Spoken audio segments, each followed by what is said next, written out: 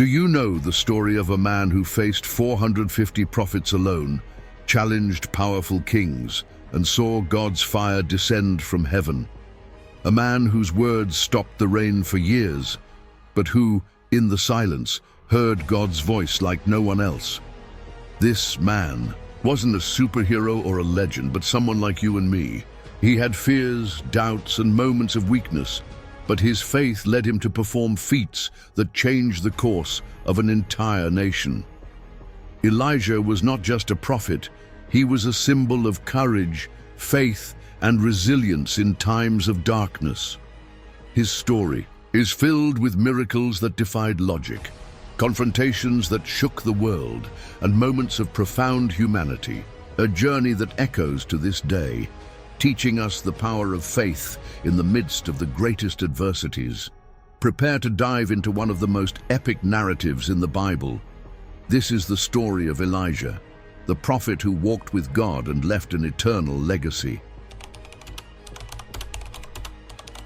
Elijah appears suddenly, like thunder cutting through the silence of a dark night. There's no detailed introduction about his origins, nor a genealogy that connects him to great figures from the past, like many other prophets.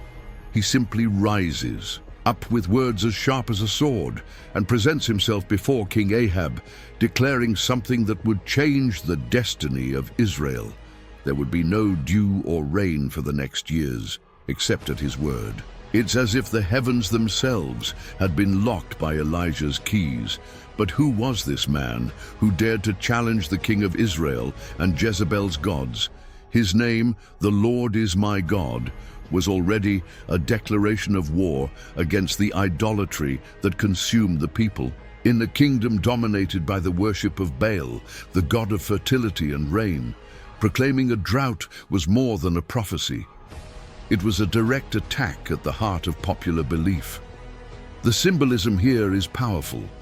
God not only confronts Baal, but does so in Baal's own domain, controlling the rain and the fertility of the land. Imagine the scene. The prophet, possibly dressed simply, stands before the most wicked king of Israel, a man who did more to provoke the anger of the Lord than all the kings before him. 1 Kings 16:33. And there, without ceremony, Elijah delivers his message as firm as a rock.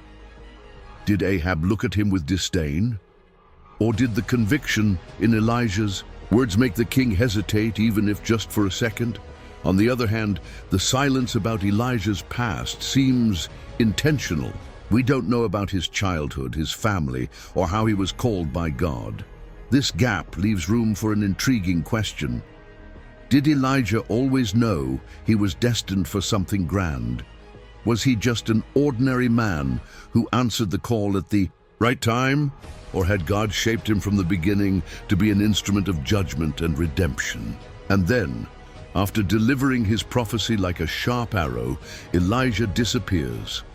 Like a wind that blows and vanishes without leaving a trace, he follows God's instructions and retreats to the brook Chariot. It is here that his journey takes another turn, and the invisible begins to manifest in extraordinary ways. What happens when even nature conspires to sustain the prophet in the midst of a drought?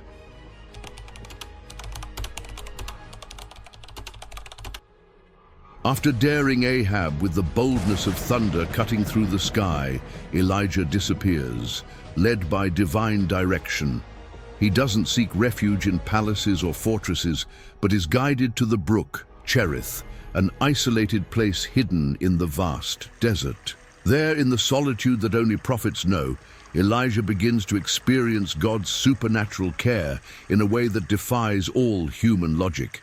The brook Chariot, with its crystal-clear waters, seems like an oasis of peace amid the drought consuming the land. But what truly amazes is not the water flowing there, but the unexpected messengers who arrive to sustain the prophet.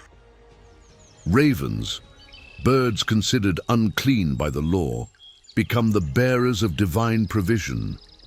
Every morning and every night, they bring bread and meat as if created in a heavenly banquet. What an extraordinary scene. A man hidden, sustained in the middle of nowhere by birds that, by their nature, should steal and not give. It's as if God is whispering, "I am the Lord, and even what seems unworthy can serve my purpose." But there is a subtle irony here. Elijah, the man who announced the drought to the whole nation, now depends on a brook that will inevitably dry up to. And that's exactly what happens. Day by day, the sound of running water decreases until the brook's bed becomes a dry trace on the ground. The scene is loaded with symbolism. The prophet, who trusted God fully, now finds himself in a situation that demands renewed faith. What will become of him now that his source of sustenance has disappeared? Had God brought him there only to abandon him? This tension grows as the desert's silence becomes deafening. It's as if each moment in Chariot is a forewarning of something greater, a test that prepares Elijah for the next step of his journey. After all, God didn't call him to live in hiding. There is a purpose beyond the dry brook. But where will Elijah be taken now? And what awaits him on the distant horizon of Zarephath?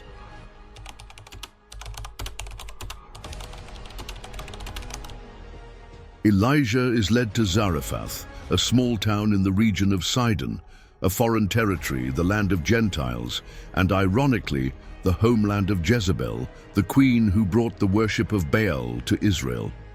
It's curious and even provocative that God chooses this place, an environment seemingly distant from his promise, to reveal his power once again. The prophet, weary and hungry, finds there a widow, a nameless woman, without resources, without hope. She is at her limit, about to prepare her last meal with the handful of flour and oil she has left, before surrendering to hunger with her son. And then Elijah makes a request that sounds almost absurd, that she prepares a bread for him first. Imagine the weight of this scene. A stranger, a foreigner, appears out of nowhere and asks for what could be the last bit of sustenance that woman has. But here lies the heart of the story. Elijah's request was not just for food, it was an invitation to faith. "Do not be afraid," he says, words that almost echo God himself.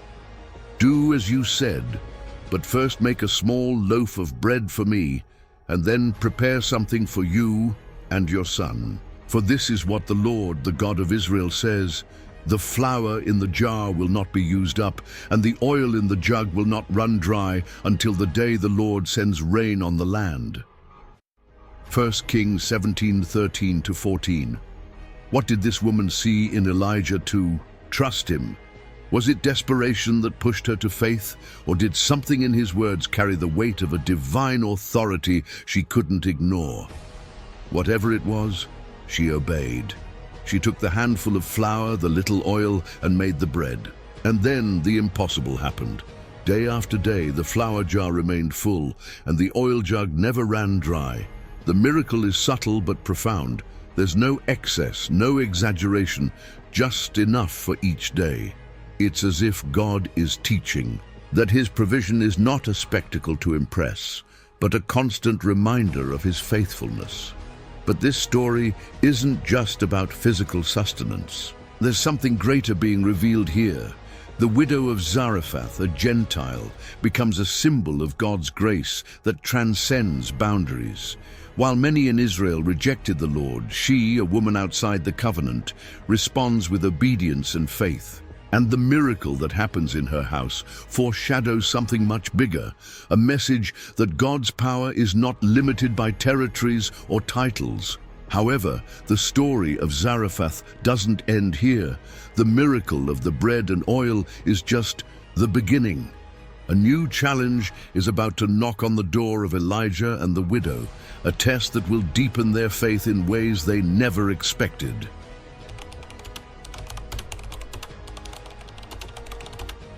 Mount Carmel becomes the stage for one of the most dramatic and electrifying moments in Elijah's story. A confrontation that seems as if it were written for an epic play. Imagine the scene. The mountains echo with the murmur of hundreds. Of voices, the 450 prophets of Baal, dressed in their ritualistic garments. The people of Israel gathered as spectators, divided between doubt and curiosity. At the center of everything stands Elijah, one man against a crowd, like a solitary flame amidst the darkness. The challenge is simple, but laden with symbolism. 2 altars, 2 sacrifices, and 2 gods. The God who answers with fire, he is God, Elijah proclaims to the crowd, 1 Kings 18:24. It's a bold proposal, almost audacious, but it carries the unwavering confidence of a man who knows in whom he believes. On one side, the prophets of Baal begin their ritual with great fervor, crying out, dancing, shouting, as if the very heavens could be moved by their devotion. But the sky remains silent. Hours pass, and the silence becomes deafening. Elijah, with sharp irony, taunts, "Cry louder. Maybe he is meditating or busy or traveling. Perhaps he is sleeping and needs to be awakened." 1 Kings 18:27. His words cut like knives, exposing Baal's impotence and the emptiness of his worship. Then it's Elijah's turn. He invites the people to come closer, as if calling witnesses to something extraordinary. He rebuilds the altar of the Lord, using 12 stones, one for each tribe of Israel, an act that foreshadows the restoration of a broken and divided people. But Elijah doesn't stop there. He orders that the sacrifice and wood be soaked with water, not once, but 3 times, until the entire altar is submerged. The water runs around, filling a trench around it. It's an act that seems excessive, almost defiant, as if Elijah wants to make it clear that no human trick could be involved in what was about to happen. And then Elijah prays. There are no shouts, no frantic dances, just a simple and direct plea. "Answer me, Lord, answer me, so that these people will know that you, Lord, are God, and that you are turning their hearts back to you." 1 Kings 18:37. And in that instant the heavens respond. Fire descends, not only lighting the wood, but consuming the sacrifice, the stones, the dust, and even the water in the trench. It's as if nature itself bows before the power of the living God.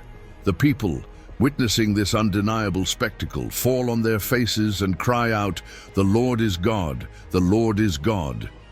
1 Kings 18:39. It's a moment of triumph, a time when it seems Israel's heart will finally turn back to the Lord. But will this moment of glory be enough to transform an entire nation?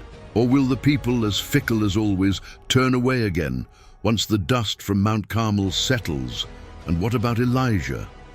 The prophet, who seemed invincible on Carmel's peak, is about to face an emotional and spiritual abyss. Because while fire fell from heaven that day, clouds of a new storm were already forming on the horizon, a storm that would test not only the people, but Elijah's very heart.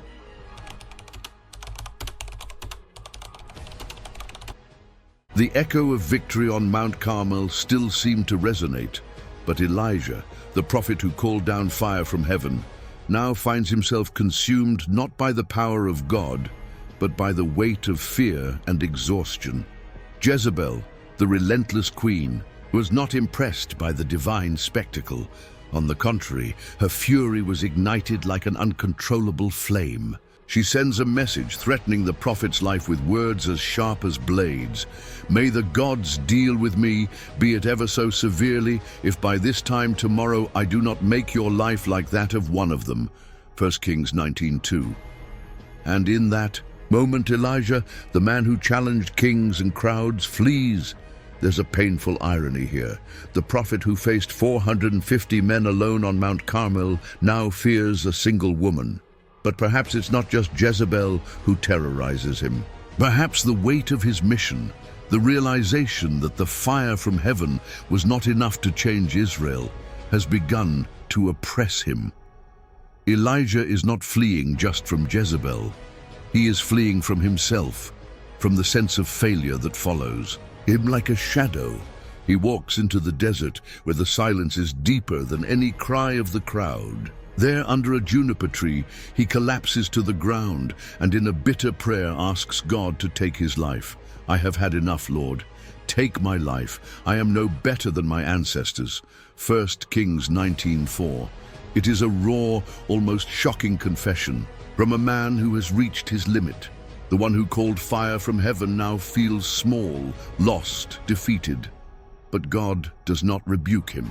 There is no thunder, no fire, no earthquake, only the quiet and constant care of the Creator. While Elijah sleeps, an angel approaches, touches him, and wakes him up. "Get up and eat," says the angel, offering him bread baked on hot coals and a jar of water, 1 Kings 19:6. Here under the juniper tree, Elijah experiences a personification of divine care. God does not only sustain him physically, but also demonstrates that even in the lowest moment, he does not abandon him. Strengthened by the food, Elijah walks for 40 days and 40 nights to Mount Horeb, the same place where Moses encountered God centuries before. The number 40, rich with symbolism, echoes periods of trial and preparation. The 40 years in the desert, the 40 days of rain in the flood, the 40 days of fasting of Jesus. Each step of Elijah seems like a journey not just through the physical desert, but also through his own inner emptiness. When he finally arrives at Mount Horeb, he enters a cave and takes refuge there. What is he seeking? Perhaps answers, perhaps comfort, or maybe just a confirmation that his existence and mission still have meaning. But in the silence of the mountain, God is about to reveal something that Elijah never expected, something that will completely change his perception of what it means to hear the divine voice.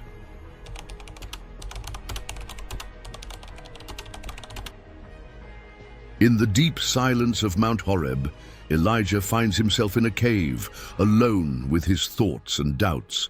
He, the prophet who saw fire fall from heaven, who faced kings and crowds, now stands before a void, not only around him, but inside himself. It is there, in that place of isolation, that God meets him.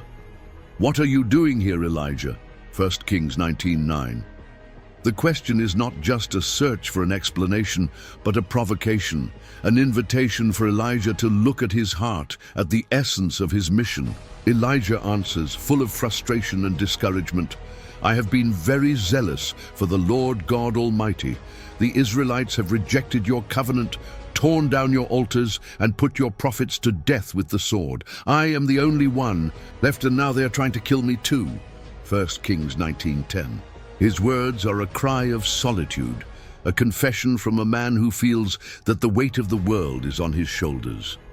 He believes he is alone, that his struggle has been in vain, and that even God has in some way left him. Then God invites Elijah to stand up and leave the cave, for he will pass by. The expectation rises. Will God manifest himself as before? A thunderstorm that shakes the mountains, a fire that devours everything in its path, an earthquake that splits the earth, a spectacle that reaffirms the absolute power of the Creator. But what happens is something completely unexpected, a challenge to Elijah's very expectations. First comes the wind, strong, impetuous, capable of shattering mountains and breaking rocks, but God is not in the wind. Then comes the earthquake, which shakes the earth beneath Elijah's feet, but God is not in the earthquake. Next, the fire, burning and devastating, like the one that consumed the sacrifice on Mount Carmel. But God is not in the fire. And then silence, a soft whisper, a sound so delicate that it can only be heard by those who are attentive, those who have quieted themselves enough to perceive it. It is in this moment, in the silence, that Elijah covers his face with his cloak and steps out to meet the presence of God. 1 Kings 19:13. It is not the spectacle that speaks to the prophet's heart, but the stillness. The metaphor is powerful. The God who sent fire from heaven is also the God who reveals himself in the most subtle manifestations. He does not need grandeur to prove His power, because his presence is enough, whether in a miracle or in a whisper. And perhaps this is what Elijah needed to learn, that God is present, even when he seems distant, even when the signs are not so visible. There, in the silence, God speaks again. "What are you doing here, Elijah?"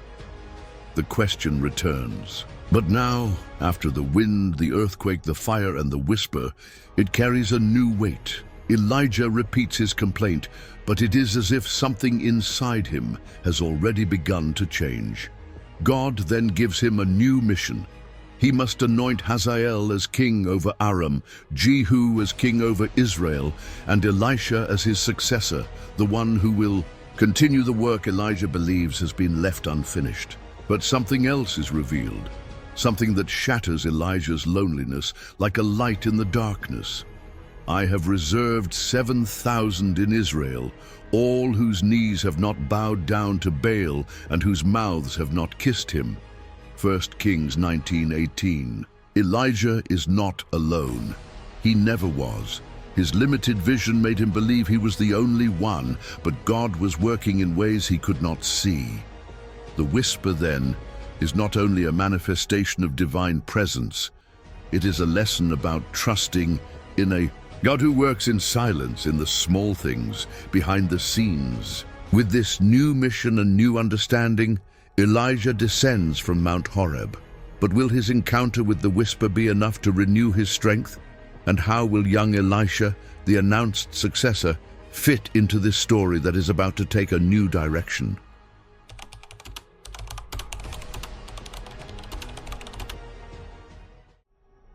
Elijah descends from Mount Horeb with a new mission, but also with a heart that carries signs of renewal. He knows that his time as the chief prophet is slowly drawing to a close. However, God's plan does not end with him. This is the moment when the story expands, transcending Elijah to reach a new chapter, and this chapter begins with Elisha. As Elijah walks through the lands of Abel-Meholah, he spots the young Elisha working in the field, plowing the land with 12 yoke of oxen. It is a simple scene, but one filled with meaning. Elisha is not in a temple, nor in a sacred place. He is in the everyday, in the tasks of common life. God calls him not from an altar, but from the midst of his labor.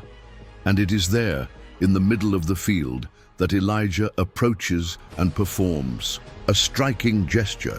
Without words, without explanation, he throws his cloak over Elisha. 1 Kings 19:19.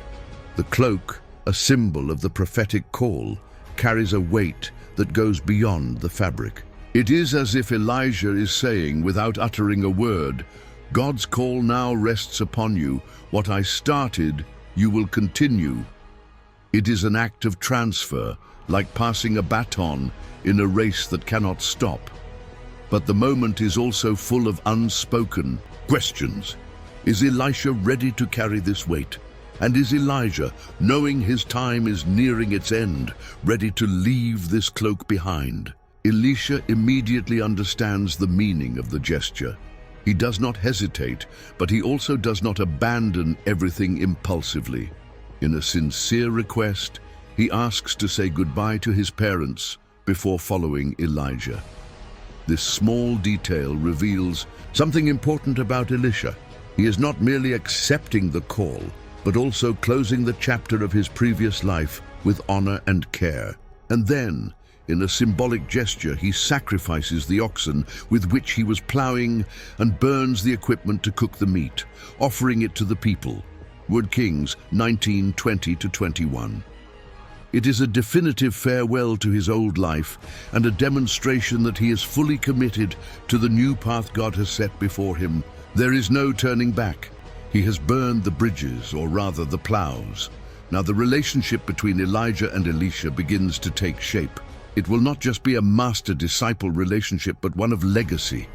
Elijah carries with him the weight of years of prophecy and confrontations, while Elisha, the young one, brings the energy of someone eager to learn, but also to continue what has been started. It is a passing of the baton that does not happen in a single gesture, but over a shared journey. But what does Elijah see in Elisha? And what does Elisha expect from Elijah? Their relationship will not only be about teachings, but about preparing for a moment Elijah knows is approaching. For while Elisha becomes the successor, Elijah has another journey before him, a journey that will take him to a spectacular end, as grand as the miracles that marked his life. And so, the questions remain. How will Elisha prove himself worthy of this cloak? How will he handle the shadow of such a powerful prophet? And what lies ahead for Elijah as he continues his journey alongside the one who will carry his torch? The story is far from over, and the heavens seem to be preparing something extraordinary.